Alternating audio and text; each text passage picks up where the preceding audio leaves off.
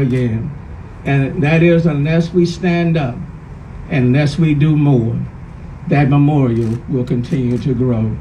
But we cannot forget, we say their names because we do not want to forget the lives that have been lost because of racial and social injustice. And it's my prayer that in this city, we'll work every single day to get it right. Thank you.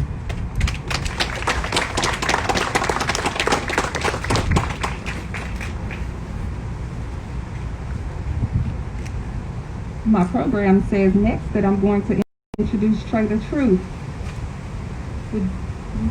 Okay. I just want to make sure. Okay. And now I'm going to introduce the board chairman of the Emancipation Park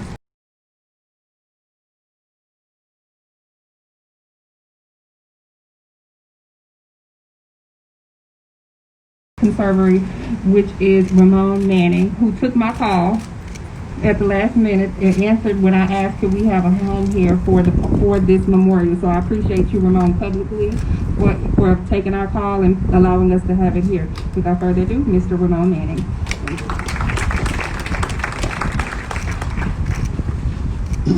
Thank you, Deronica. As Deronica mentioned, just to give you guys some historical context, a couple Saturdays ago, I'm at home with my family, and Deronica and Trae called me on three-way. And as I began to listen and hear about this memorial, it became blatantly apparent to me that it had to be at Emancipation Park. And at this time, I just want to recognize Steve Wright, Houston Parks and Rec Director. I want to recognize the mayor. I want to recognize Susan Christian at the Mayor's Office of Special Events. I also want to recognize Steve Williams from the City of Houston's Health Department. You know, he was very involved to make this thing happen.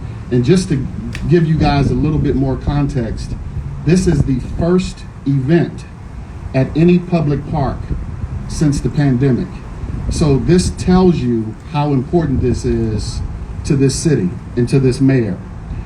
You know, as everyone knows, Emancipation Park was founded in 1872 by former slaves. We are on sacred ground.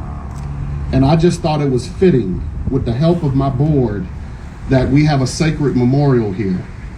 And, you know, everybody has been at home since this pandemic. Everyone has been reading more, you know, watching more TV, consuming more. And I just want to tell you, this has personally been weighing on me, because everyone knows that these lives matter. But one thing people aren't talking about is the value of these lives. I had a relative tell me about your top peak earning years are in your 40s and in your 50s. Many of you who know me know that I'm a numbers guy. So I like to deal with numbers and I like to deal with facts. Those lives in that memorial, over 230 of them, the average age of those lives is 44 to 45 years old. So I want to talk to you a little bit about value for a second. Think about what we missed out on, what contribution those people could have made to this country, to their respective cities, to their respective communities. Think about that for a second. The average age was 44 years old. Your peak earning years are in your 40s and in your 50s. We could have had artists, engineers, lawyers. We don't know. We're at a crossroad in this country. We can either go right or we can go left. I'm bullish on Houston because I'm a native Houstonian. I think we can lead the way. But ladies and gentlemen, this has to stop. It has to stop. It's happening too much. And I think all of us recognize that we need to do some self-inventory and figure out what we can contribute to. I had some prepared remarks. I'm sorry I went a little off script, but I'm hurting right now. That could have been me. Could have been one of my family members. So my ask is that you tell all your friends, all your family members to come take a look at this memorial. Emily, Trae, Deronica, thank you so much for that phone call. I mean that from the bottom of my heart. Thank you. And I want to close with this. Justice will not be served until those who are unaffected are as outraged as those who are. Have a good day.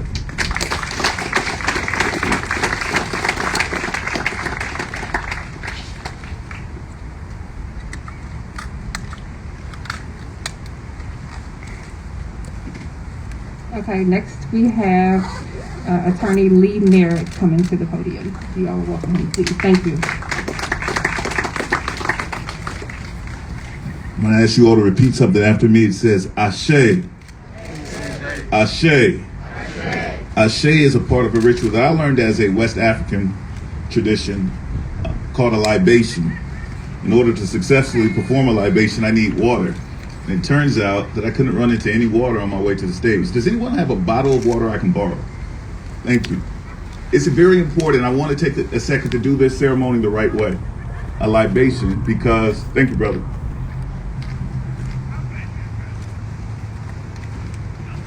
I said initially it was a West African tradition, but when I looked it up to be sure that I was historically accurate, there's not a culture on the planet Earth that doesn't have a libation ceremony.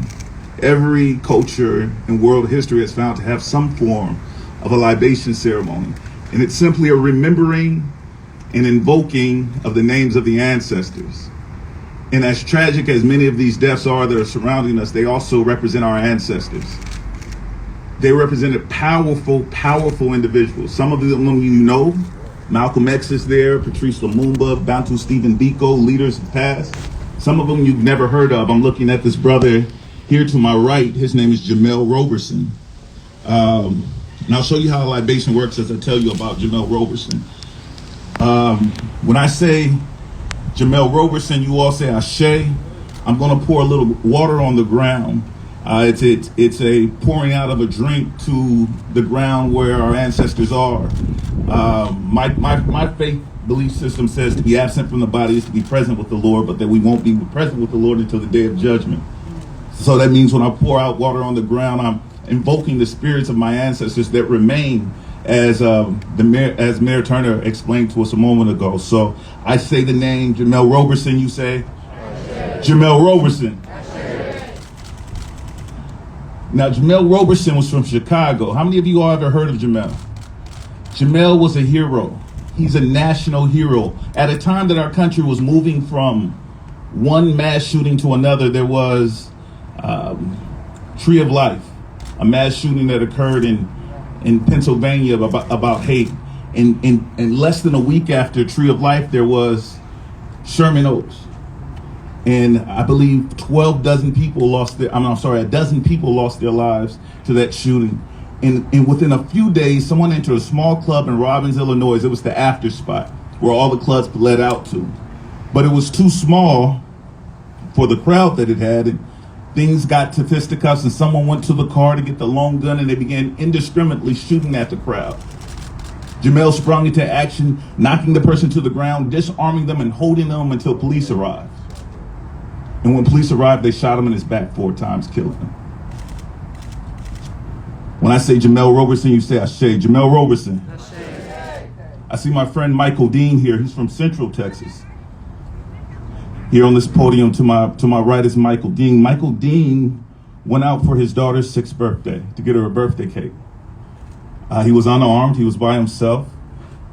He got the lights behind him. And Temple, Texas is known to be sort of a sundown city. You don't stop in the dark, on a dark road. So he drove to a well-lit area. The police were annoyed with how long he took to stop. And so he pulled out his gun, and he claims, Officer De La Cruz claims, that his gun accidentally went off and he shot Michael Dean in the face, killing him. His crime was not stopping soon enough. When I say Michael Dean, you say Ashe, Michael Dean. I have one young man here whose work ethic has been a source of constant inspiration for me. I swear, I tend to believe I'm haunted sometimes, but Botham Jean wakes me up out of my sleep and makes me get back to work. Botham Jean was on the partnership track for the #1 accounting firm in the country, PricewaterhouseCoopers. He had the Google account, if that means anything to you. He was a native of St. Lucia. He graduated at the top or near the top of his class, taking home the highest GPA award for his class group. He studied here. He came to the States to study, and he took a job in Dallas, Texas. One day he went home to eat a bowl of ice cream after coming from getting out of work early. He called his family. He had his teeth removed, and it was painful, but the doctors had just cleared him to eat a bowl of ice cream. And as he sat down eating a bowl of ice cream, a police officer burst through his door and shot him in his heart. Her name was Amber Geiger. His name was Botham Jean. And when I say Botham Jean, you say Ashe.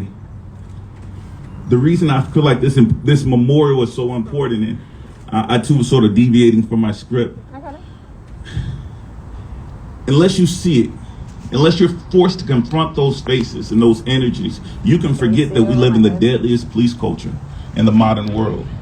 That no other nation kills or incarcerates more of its citizens, period.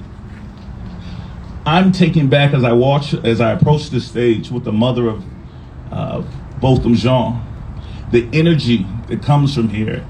And it's your power.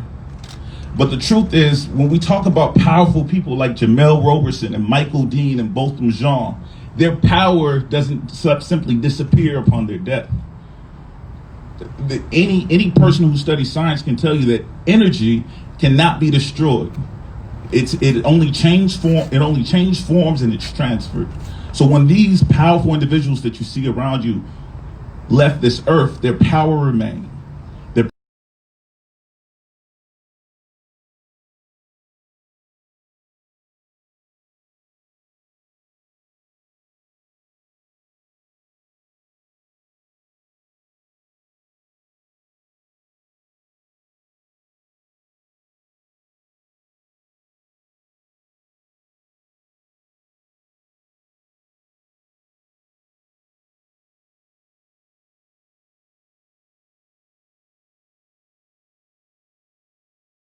All to tap into the source, because it is your power and it is Black power. Trae, knowing that he didn't want to speak.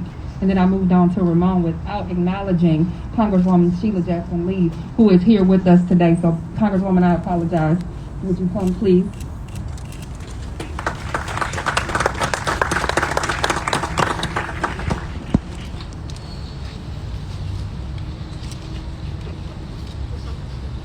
I can't talk right now, I'll tell you later.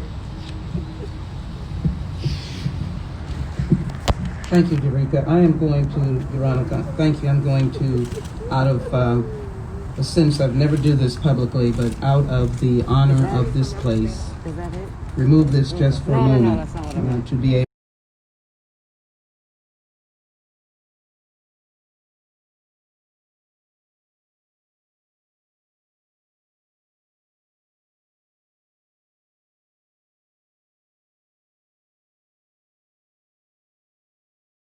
this place, Is that it? remove this just for a No, moment. that's not what I meant. To be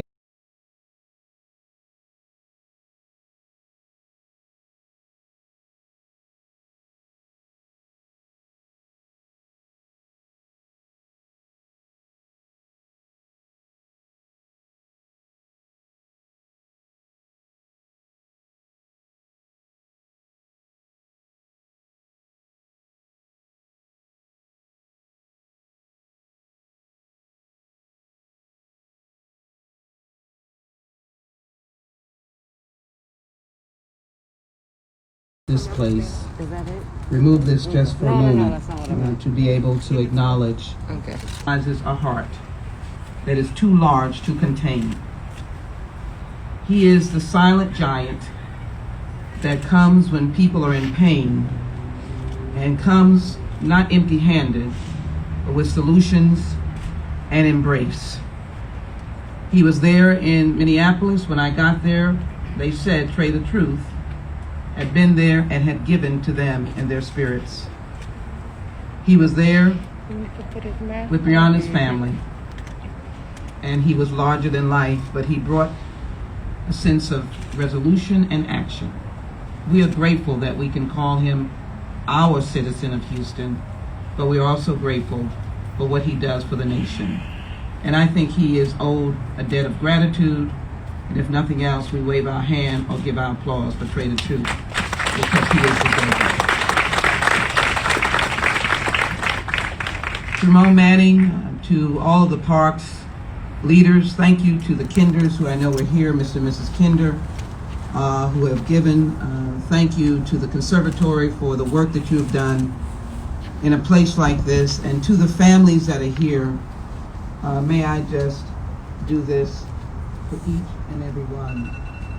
To this family of George Floyd, Big Floyd, and by the way, you are in George Floyd's neighborhood. Everybody needs to take a bow. You're in George Floyd's 3rd Ward neighborhood, CUNY Homes and Jack Yates. We are grateful for their spirit, grateful for Cesar Espinoza. He worked so hard for Vanessa Guillen, and I am so grateful that, not because she has lost her life, but that they are all included. And let me thank our beloved brother's family, mom and dad, who have come here. I am grateful for them, but I am not grateful for the reason that they're here. So I want to just take a moment to speak of them, to speak of families, for you to know what this really means as we walked and took this walk.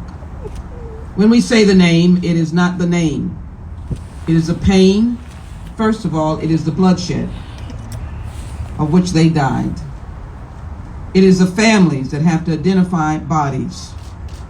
It is the families that would wonder why. It is the families that have to mourn and have to be able to face this on a daily basis. We are overwhelmed with pain, but what is the pain that they experience? Why couldn't Brother Botham be able to eat ice cream in his home? Why can't Brianna sleep in her bed? Why can't George go to a local store? Why can't those who are trying to see their daughter get home to see their daughter's birthday party? What is it about a young boy by the name of Emmett Till who was down for a summer by the fact that they deserve dignity and deserve to live? But please be reminded that you are dealing with as well their families and the pain that their family is struggling with. Frederick Douglass said, "There is no power without struggle." I want the struggle to be able to say that people live and not die. Let people live and not die. That is what we do today. The brother's expressing his First Amendment rights. Let him do so, but we humble before you because I wish you were not here. We love you, we struggle with you, and we'll fight for you. Thank you all very much. Remember the families. We must struggle to get power.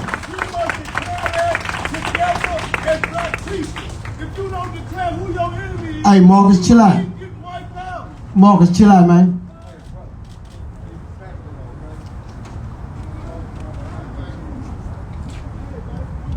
As Congresswoman just mentioned, we have the parents of Botham here, and I'd like to bring her up if you'd like to speak. Would you all give her a round of applause? This mother has a child here.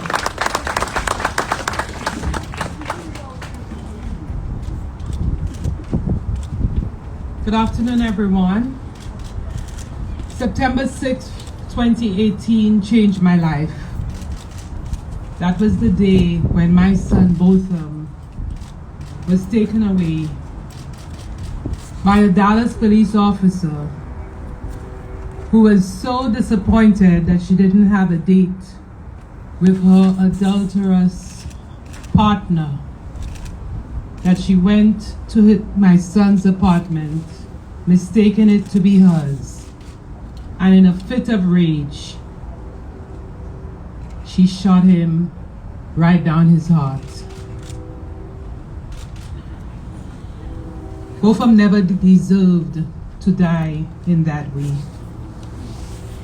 We are still trying after 2 years to come to grips with the pain and the grief of his loss. As the days go by, and I really thought that time, as everybody says, is a great healer. In this case, time for me makes it harder, because every day that goes by, I long to hear him, I long to hug him, and I long to hold him. But that's not to be. So when you say the name of Botham Jean, I want you to remember that he was an innocent man sitting in the comfort of his living room, in his sanctuary, happy that he was about to watch the first game of football, happy that he was just given the go-ahead to eat ice cream after having his wisdom teeth pulled, happy that he had all his dreams and aspirations, and they were shattered by a police officer.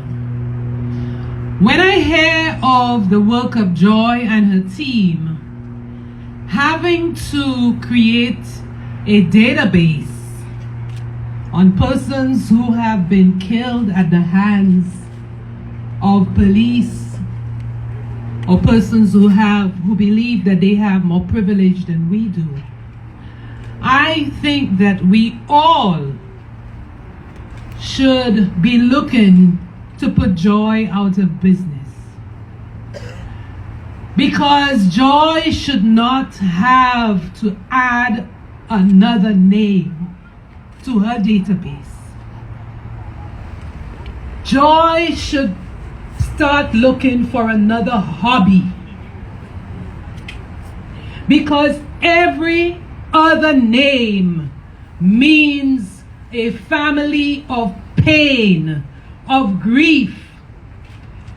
I cannot deal with it anymore. I come from the island of St. Lucia, and my husband and I flew in here only yesterday.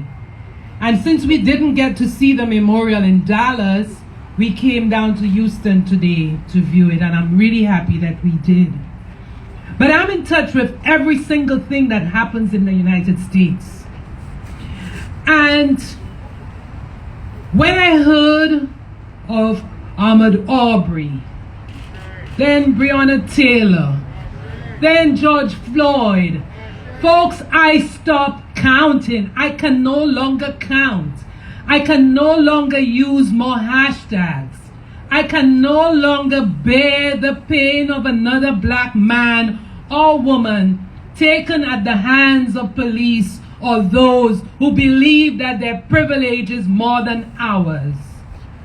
And although I cannot vote in the United States of America to change what is happening here, I am calling on each and every one of you to do what is right. And in November, you know what to do to stop Joy from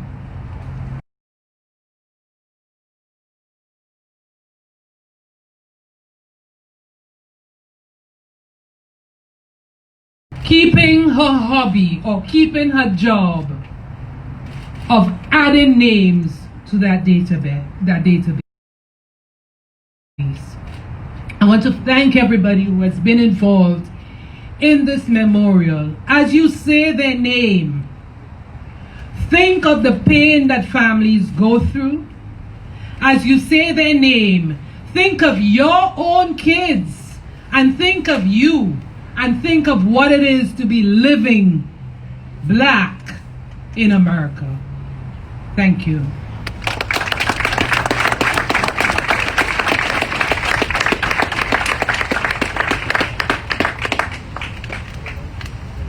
And next we have Cesar Espinosa, who's here on the behalf of Vanessa Guillen and her family. Cesar. Hello everybody, thank you for being here. I'm going to say something in Spanish first because I think it's important that my community also understands why we're here. Mi nombre es César Espinosa y soy director ejecutivo de Fiel. Hoy nos enorgullece estar aquí porque es importante que apoyemos el movimiento de Black Lives Matter, porque es importante que todos sepamos que cuando una comunidad enfrenta injusticia, todos enfrentamos injusticia. Queremos agradecer a Trae the Truth por seguir apoyando a la familia Guillen durante todos estos meses para asegurar que haya justicia para ellos y para nuestra comunidad. Y cuando Trae habla, él no habla de raza, no habla de nada, sino que él dice, quiero estar ahí para ayudar. So I'm going to translate that for you because I know I was looking at you and I was saying that. My name is Cesar Espinosa and I'm Executive Director of Fiel. We are proud to be here today. We are happy to be here, but at the same time saddened that we have to be here. We want to thank Trae for continuing to support the Vanessa Guillen family because Trae doesn't see color when he calls. Trae doesn't see socioeconomic status when he calls. He just wants to make sure that we see justice that we deserve for our communities. So it is important for us to be here because in the Latino immigrant community, we have to recognize and give honor to the movement of Black Lives Matter. I'm going to speak some truth here. In the Latino community, there's sometimes some anti-Black sentiment, and we're having those important conversations that we need to have right now so that we realize that as communities, we have more in common than we do differences. So we were proud to stand with the mayor, with Congresswoman Sheila Jackson Lee, with Trae the Truth, and with all the families who have been impacted by this. And we want to give a thanks on behalf of the Vanessa Guillen family for Houston's continued support because she was one of us. When Cesar Chavez used to organize Filipino workers in the fields, he would say, if they come for one of us, they come for all of us. So in that same spirit, we stand here today and we say to the Houston community that if they come for one of us, thank you so much, Trae, for continuing your work and for continuing to support the Guillen family.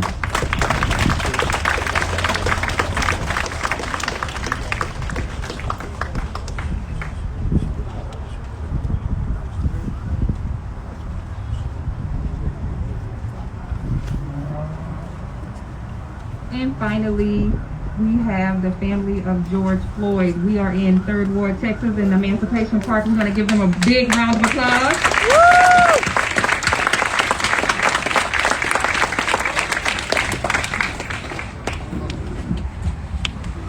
How you doing? My name is Cal Wayne. Floyd's next door neighbor. With George Floyd's brother. They asked me to speak and I'm honored, you know what I'm saying? Because they was also my brother, but also my mentor, and I understand. And I thank y'all for letting me speak on behalf of him. And Miss Sissy, his mother took me and my brother in, my deceased brother in when we were young, and sent raised us like, I don't hate y'all. You know what I'm saying? She raised us, Floyd's sister, and so I learned a lot from him. But this is what I want to say. First, I want to thank y'all for y'all supports, y'all prayers, and most importantly, we want to thank y'all for not letting our brother die in vain. I say most people don't know this, but Floyd was very deserving of his love. You know, certain people, they have like, I talked to somebody, he said, you know what, Wayne, this is what Floyd was sent here for. You know, everybody have a mission when they come here. And if you ever knew Floyd, like I say, just by anything that you ever heard, he actually was deserving of this. Like, he was larger than life, his personality and everything. Like I say, they asked me how I felt about it. I said, it's kind of like Jesus. I say, like he died for us to be able to live, all right? And my son, my 10-year-old son, he asked me, he say, why did they kill Uncle Floyd? It took me a while to explain it to him. At the end, I said it was just a reminder that we still got a long ways to go. And it helped us understand the Martins, the Malcolms, the Fred Hamptons, and everybody else that laid down their lives for the simple things that we take for granted. Like even the luxury of being treated like a human being. So they're bigger than marching, they're bigger than saying their names. This is like the awakening. And then I asked, I say, what are the benefits of racism? What are the benefits of having a biased view against another race? It's like it don't benefit you nothing. I don't care if you're another color, you're saying, it don't matter. You know, and that's how Floyd was. You're saying, I've been in all kinds of situations with Floyd. And he never, them type of things that matter. So like I say, it's bigger than even Floyd now. Like we see all the faces out here, all the people led or they contributed to the awakening. I'm saying of people, cause like I say, a lot of us are not really as conscious, like they understand, but they don't really get it. But I think this kind of helped them grasp what was going on. This situation is the crocodile in the mud. Every animal got to go to water and drink one day. It might be seconds, minutes, days, weeks, years, but one day every animal got to go to that water and drink. And when you do, the crocodile gonna bite and the whole world gonna hear the scream. You know what I'm saying? That's what happened. The whole world heard the scream. I say these deaths, are the mirror effect for the oppressors of whatever nature, whether it be police, government, or any power that be. So thank you once again, big bro, for being that vessel. I thank you for being that vessel.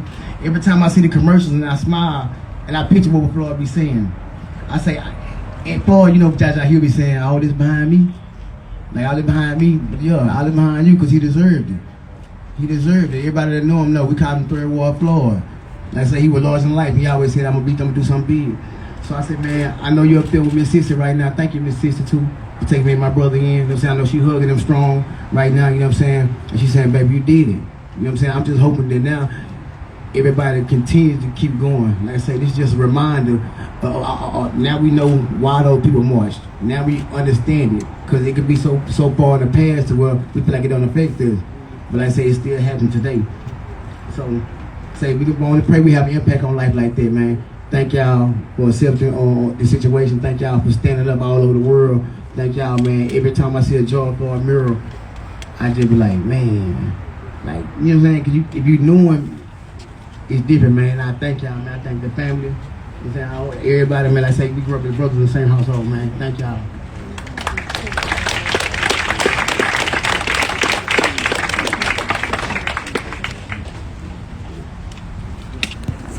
How y'all doing? Thank y'all for coming out to Trae World. You know, we got Trae right here, my big bro Floyd, actually at a school tape called Trae World. And just to share something with y'all, Floyd was 6'6" tall stature. You know, he loved working out, that was his hobby. You know, he take the stress out in the gym. You knew Floyd, you see his videos online right now, y'all see he loves the gym, love positive messages. You know, no matter what goes on in our local community, in our area, he always trying to squash these little beefs between these youngsters to give them some guidance. You know what I mean? I hope that can carry on to the police force as well. Somebody step up and just squash these little beefs and sit down and have a great, intelligent conversation collectively about how we can get on the same page and look at each other as equal. And, you know, I'm looking out in this beautiful crowd. Family here, hey, y'all.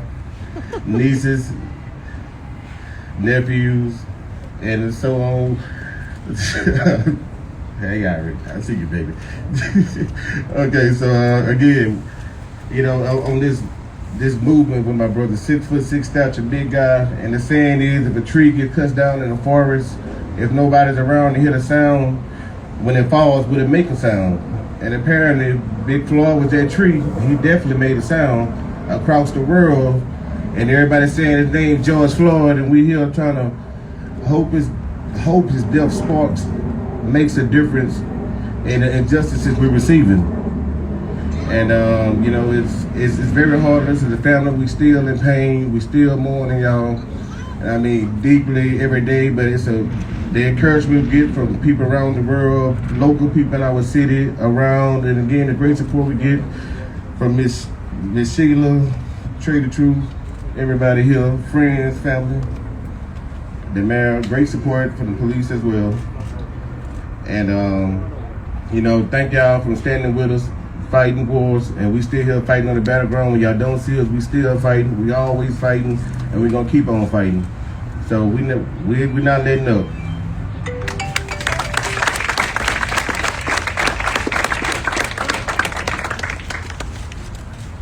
How everybody doing?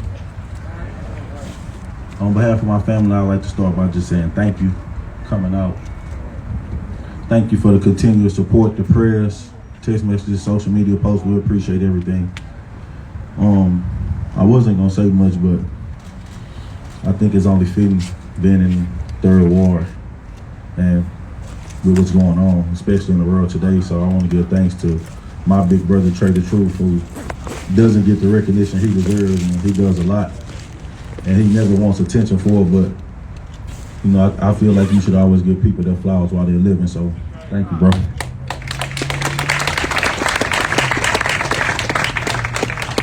Also, Miss Sheila, who I've had the pleasure of growing a relationship with. Also, Mayor Turner, thank you as well. And everybody that was involved in putting this together, we appreciate it. But back to what I was saying, I feel like, it's definitely another pandemic in this world other than the COVID. And that's the social and racial injustice. And being that my uncle did lose his life to that, I would just like to say that, I hope this sparks the change that we need in this world. I hope it, motivates everybody to get to the polls and vote. Use your voice, because there's only one way to stop it, and it's us getting up there and fighting and not quitting. It's us getting up every day and doing whatever it is we can do to put an end to what's going on. And I just hope that this is the start. It's gonna be a long journey, but it's gonna take sacrifice. It's gonna take us holding people accountable for their actions. It's gonna take better policing, better training. It's gonna take a lot. But in order to not keep adding names to these memorials and families to go through what we've been going through, because, after all of the news articles and the cameras, it's a lot of sleepless nights still for us. It's a lot of painful, hurtful days. You can't forget about the family members and the kids, who's losing uncles, fathers, mothers. If you just take a second to think about the whole Breonna Taylor situation, I won't say much about it, but we all know what's going on with that situation. And anybody who can't see what's going on with that situation, you're obviously blind. So thank y'all again. We appreciate it.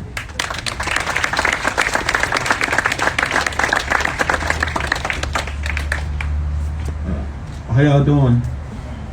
My name is Philonis Floyd. Thank you, Miss Congresswoman Sheila Jackson Lee, Mayor Sylvester Turner, Trae the Truth. I don't know everybody's name, but everybody that came out to speak today, and everybody who came out to hear us. Everybody up here, we're crying right now, speaking on life, because life is valuable. You can't get that back. We go to doctors every day to get medication. We bring our kids the time that they're born. They stay in the hospital to get nurtured. But soon as they come home, as they're growing up, we're losing them. At ages 16, 17, 18, and on up. And I didn't want to say this, but all these people that came out to speak today and see us right now, we need to have this all the time, just like a pack of wolves. Because wolves, you look at them as violent creatures, but they nurture each other. The older ones, they put them in the middle of the pack. The younger ones, they make sure that they take care of them because they don't want to become an endangered species. And right now, we're becoming an endangered species. Michael Vick, when you look at him, he went to jail for dogs. The dogs got justice before Breonna Taylor got justice. And that's a sad situation. And everybody here needs to start voting starting November the 3rd. We need to come together because it's a time for change. And that change is now. If you don't want change, you're going to be right out there on Cullen somewhere in a casket somewhere, because you have to bring in the right leaders. These people didn't come here today just to stand here. They came here because they wanted change. So, I don't know. I keep looking at Bun because, I don't know, man. I grew up and it was somebody I admired. Went to college and talked to people and stuff. I keep looking at them. But my thing is, we have to vote. And we have to start voting now. Don't look at it as an issue as, oh, we knew Hillary was going to win. Hey, everybody thought Hillary was going to win, but everybody still needed to vote. I'm voting, and I expect everybody to vote. I'm walking people to the polls. I'm going to figure out where I'm going to be at in certain situations, but I'm going to be in different places. And I'm going to make sure we all can come together and do what we have to do to remain here. Because, like I just told you, we're endangered species right now. So everybody out here, I thank you all for coming out. And it's a blessing just to see so many people. But before I leave, I need to say this. What's his name? George Floyd! What's his name? George Floyd!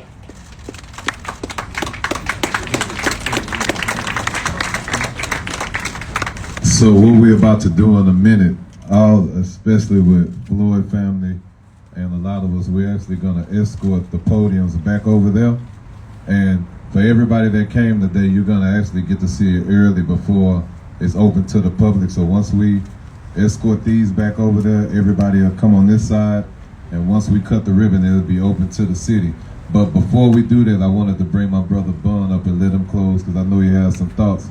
One other thing I do want to say, man, I've been living in Louisville day in, day out with my Until Freedom family, and we've been fighting for justice for Breonna Taylor.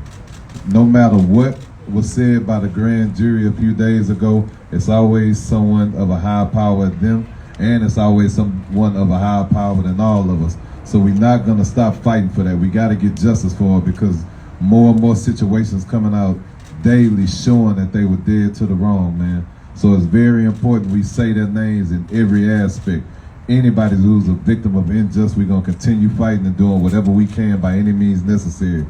Everybody, each and every single person who out here now, I salute y'all. I thank y'all because at the end of the day, you could be anywhere else and you could be doing anything else right now.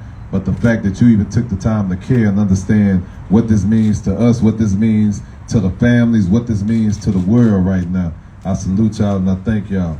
Bun, I'm going to let you close it. To the family and all of us, we're going to make sure we escort these back to within the memorial.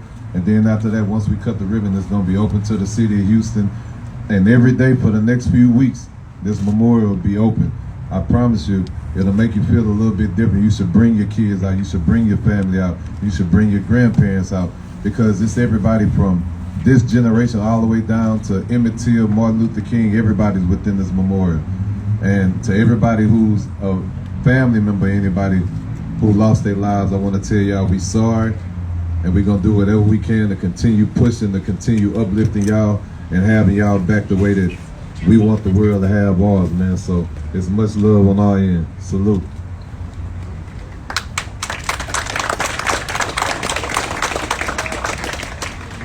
How we doing this evening? God is good. All the time. God is good. So happy to be here with all you beautiful people today, standing on this hallowed ground. I don't know if everybody understands this, but this is a historical landmark right here, Emancipation Park. Represents a lot of progress, it represents a lot of humanity, but unfortunately it also it represents a lot of pain. You know, this was founded by former slaves who saw their family members killed, worked to death, raped, beaten, hung by trees. And they wanted to try to create something for the betterment of their people. And that's where you stand today, historical Emancipation Park. I'm so glad to have my brother Trae the Truth here, representing as he always does, the betterment, the better side of Houston, Texas. He's a gentle giant, but don't play with him at the same time. He's not for it. I've been with him all over this country. He gets down for his people, and people don't really give him the credit that he's due. wherever people need to be represented, wherever people are hurting, wherever people are being victimized and brutalized, Trae the Truth is there. He does it out of his own pocket. He doesn't make any money off of anybody for doing anything. Takes time away from his family, his friends, his career to stand up for us. And I think that's something we should all applaud to right now. God bless you, Trae. Happy to be with our esteemed Mayor, Sylvester Turner, our Honorable Congresswoman Sheila Jackson Lee, Lee Merritt, the Jean parents, and everyone that was fortunate